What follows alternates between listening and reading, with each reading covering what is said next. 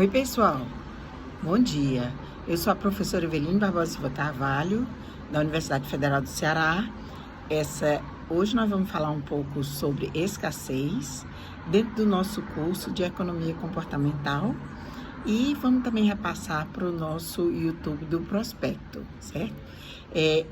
Essa ideia, né, esse nome bem forte, escassez, é o título de um livro de Sandy Mulatan e Eldar Shafir, certo? E na verdade, é um título que já diz muito sobre o que é que ele vai tratar, né? Como é que as pessoas agem em situações de escassez, certo?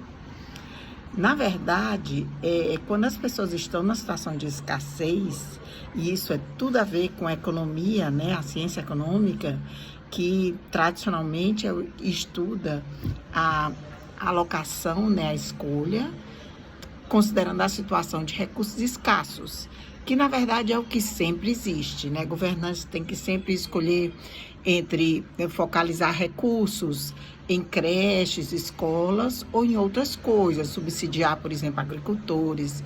Tudo são escolhas, porque recursos são escassos, né?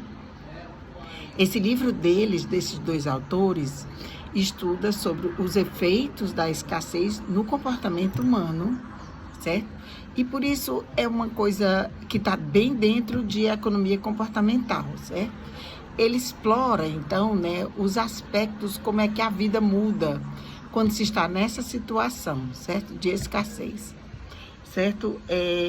Isso acontece em vários aspectos da vida. Uma coisa muito importante é o tempo. Apesar de a gente estar falando sobre escassez de recursos, o tempo, né, é um fator que, em geral, é escasso. O dia tem 24 horas, mas a gente tem que fazer divisões ao longo do dia, a gente tem que dormir uma parte desse dia e a gente tem constantemente saber dividir o nosso tempo, né? Esses autores, o que eu vou falar, que é o que basicamente eles descrevem no livro, eles falam de exemplo, pessoas que estão numa reunião. Quando a reunião é muito longa, né? Em geral, você deixa para depois. Se discute muita coisa, assim, que não tem muito a ver com o objetivo ou com a pauta da reunião. Mas quando está próximo do final da reunião, aí as pessoas tendem a ficar mais objetivas, né? Quando sabem que o prazo está ficando curto e que tem que ser decidido, certo? Então, em geral, eles dizem, os autores, que a segunda parte de uma reunião tende a ser mais produtiva, o que é verdade, né? Outra coisa é sobre a pobreza, né? Então, esse tema escassez, na verdade, esse livro, ele é como um referencial para quem estuda essa área de economia comportamental relacionando ao comportamento da pobreza, certo? Pessoas mais pobres, de menor nível de renda, elas tendem a focar no que é mais essencial. Existem vários artigos em economia que mostram que um percentual elevado da renda das pessoas que ganham até 3 salários mínimos, 2 salários mínimos, ele é quase que em torno de 70%, 80% ou mais gasto em alimento, certo? Em itens básicos, essenciais. E por causa disso, muita coisa fica fora, certo? Muita coisa fica fora sem ser considerada, já que você não pode, né? O lazer, em geral, fica prejudicado e vários outros itens, como previdência, pensar no futuro, né? Então, isso mostra que a escassez, ela tem efeitos e esses efeitos são diferentes, né? Dependendo da situação da pessoa com relação à renda, né? Na verdade, essa atitude de focar no que é essencial, por exemplo, no caso de pessoas de renda mais baixa e no caso do tempo, certo? É uma coisa que as pessoas fazem sem pensar. Além da consciência das pessoas. É uma coisa que se faz naturalmente, né? Focar quando está com pouco tempo, certo? Então, esses efeitos, né? Por causa desses efeitos, as pessoas, em geral, que têm menor nível de renda, os autores dizem que elas têm menor capacidade cognitiva, o que é uma coisa muito grave, né? É uma afirmação grave. Ele concluiu isso, né?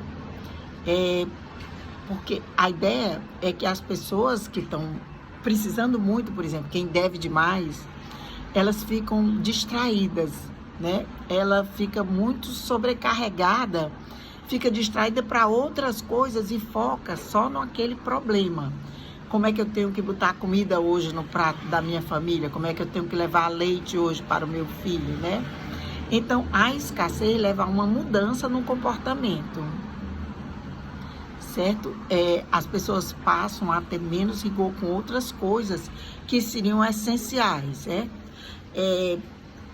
Na verdade, quando você tem mais tempo, quando você tem dinheiro, certo? A tendência, ele cita até o autor, calorias a mais, né? Você tende a focar nas consequências, ou seja, você tende a raciocinar, a agir com uma racionalidade. E isso faz com que você tome escolhas, em geral, mais acertadas, né? Já na escassez, o foco muda, certo?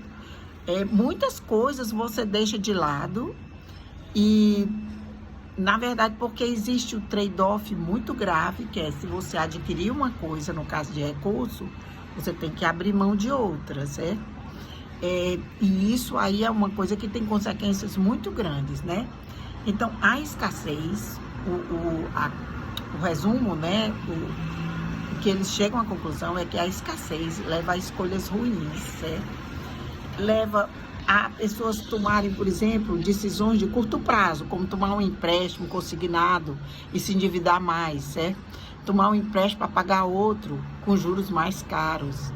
As pessoas tendem a ignorar, porque é essa a opção que é apresentada para eles, que eles veem, né, conseguem enxergar. Eles ignoram os benefícios de, por exemplo, fazer uma poupança ou de pensar no longo prazo. E como consequência, né, isso leva a um aprofundamento da própria escassez. Então, a escassez, nessas situações, né, tanto de tempo escasso, como de dinheiro escasso, né, leva a um aprofundamento, levando a um ciclo vicioso da escassez. Ela retroalimenta, né, a situação. Então, a pessoa, na verdade, em situação de escassez, tende a focar muito no curto prazo, certo? Ela adia coisas importantes, por exemplo, uma pessoa que está com fome, se dá um pedaço de pão, a pessoa sabe que se comer muito engorda, mas a pessoa está com fome, então procura saciar a sua fome e adia essa questão de pensar em emagrecer ou não, né? Não se planeja para eventos inesperados, o que é um problema, né? Porque eventos inesperados acontecem, não planejam, né? Então, a escassez afeta negativamente as pessoas. Se você não tem algo, né, você focaliza muito nisso, né, o que prejudica o resto das coisas que você poderia fazer. É nesse sentido que ele diz que tem um prejuízo em termos cognitivos, né? Inclusive, a própria escassez, por causa desse comportamento, né, de só pensar na situação de escassez, de pensar no curto prazo, de ficar devendo mais, isso leva a um prejuízo em outras áreas e pode prejudicar no próprio trabalho, certo? Já que tudo no ser humano está conectado uma coisa com a outra, né? Os autores, eles sugerem que as pessoas devem, para essas situações, ter um slack, que a gente diria em português como se fosse assim, dar um tempo, né? Para que as pessoas consigam pensar mais a longo prazo. Ou seja, o apelo é que as pessoas ajam racionalmente, mesmo na situação de escassez. Mas isso é uma coisa difícil de se fazer na prática, né? Tem uma frase do Cédric Moulin que ele diz: "To be free from scarcity trap", né? Que na verdade é uma armadilha. Para você ficar livre da armadilha da escassez, é bastante ter, não é suficiente que você tenha mais recursos. Você tem que dar um tempo, ou seja, você tem que pensar melhor, você tem que refletir. Isso também não é suficiente. A gente pode imaginar, por exemplo, nessa questão de refletir sobre pensar melhor, na verdade, os autores colocam como você pensar só no que você precisa, uma coisa negativa, né? Mas, de fato, a gente vê que na prática a escassez, né? E isso é um questionamento que pode ser objeto de estudo.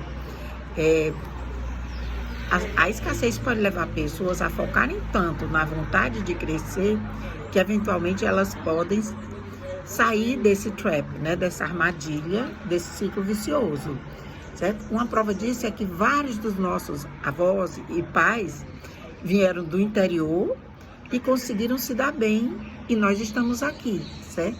Provavelmente porque eles sofriam escassez. Então, escassez é um tema lindo, tem tudo a ver com comportamento, e era isso que eu ia falar com vocês, tá? Um grande abraço, tudo de bom.